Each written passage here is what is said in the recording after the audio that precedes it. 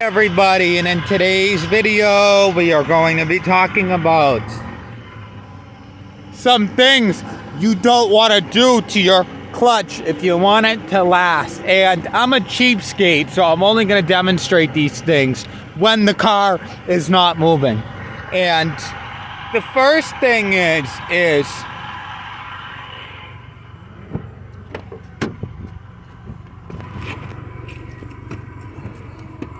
let me get driving down the road while hovering over your clutch. Now, this might seem really of an obvious point, but there are some people that might not know this. Now, my good YouTuber friend was working on a BMW, and the clutch kept going out every 10,000 miles. So he takes the guy out on a ride. And the guy, and Scotty says, why do you ride around on the clutch? That's why your clutch is going out. So the guy just gets his license when he's new to the country. And the guy says, oh, the driving instructor told me to do it. The driving instructor's an idiot. He should start selling Teslas. Okay? Now, the next thing that we're going to talk about is when you're driving, this is the last thing that you want to do. You'd say you're all the way up in fifth gear, right?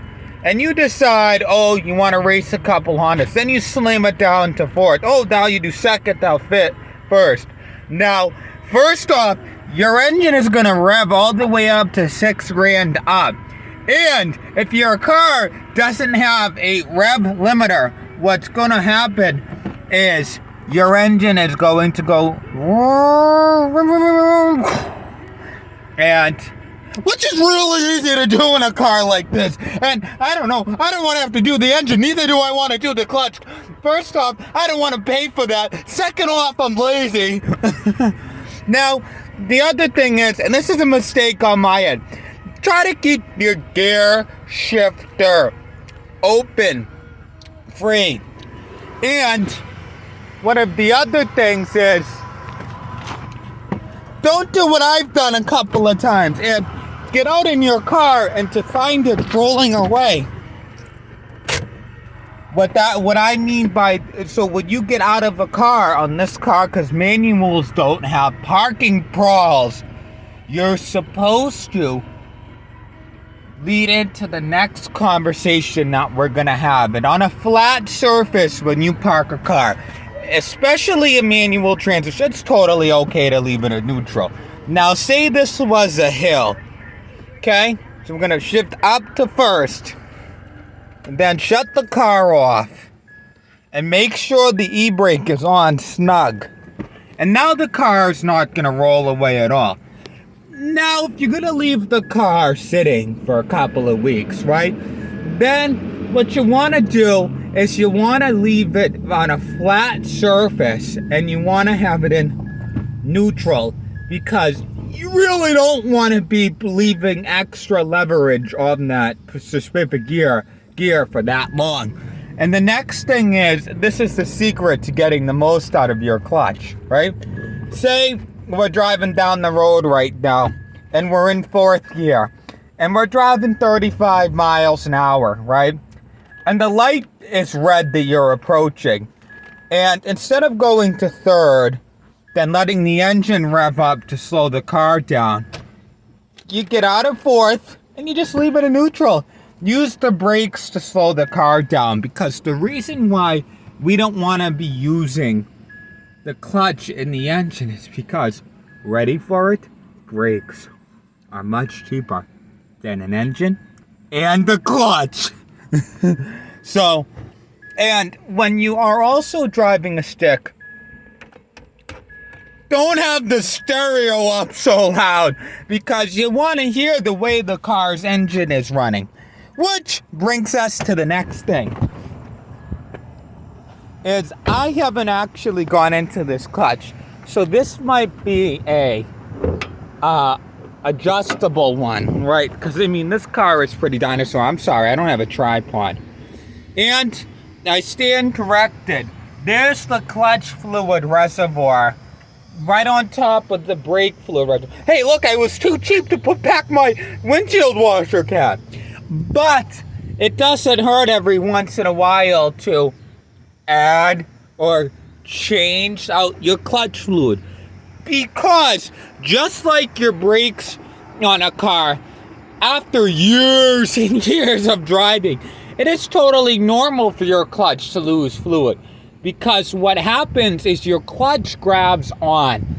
Just kind of like how your brakes grab on, except for it's grabbing onto the transmission to slow the engine down. And over years of driving, the heat will get higher and higher and higher. And then what will happen is the fluid will evaporate. So, hey, I'm not ashamed of having to change the clutch fluid, add a little tiny bit every, 20, 30 years. Hey, mark my words, I'm too cheap to make a car payment, right? So, I'll probably be driving this one when it's got about 360,000 miles on it, and the next thing you want to take in for a countership when you buy a manual transmission is a car with a manual transmission is going to be a lot faster than an automatic. Let me tell you one thing. The automatic version of this car is an absolute dog. It can't move out of its own way. It is a 4-speed automatic, and there's a deletion to the overdrive, right? So when you're driving 60 miles an hour, it's just like the VW 2-point slow that I drove. You're at like 4,000 RPMs. The engine is humming away like a sewing machine on steroids. And it's just obnoxious because you don't have the umph that you need, right? We are on a car like this with the optional manual transmission. You have the umph that you need when you want to go to Fifth to Fourth. So, and another thing is, you don't have the automatic transmission solenoid problems on a stick shift transmission. I would never in my life buy an automatic Chevy Cruze because their transmissions suck. But I would buy a manual Chevy Cruze. I would never in my right mind buy a Ford Fiesta or a Ford Focus with an automatic transmission. But I'd buy a 6-speed. Let's think of some other ones. I wouldn't buy a modern Nissan with a CVT. I'd buy a 6-speed though.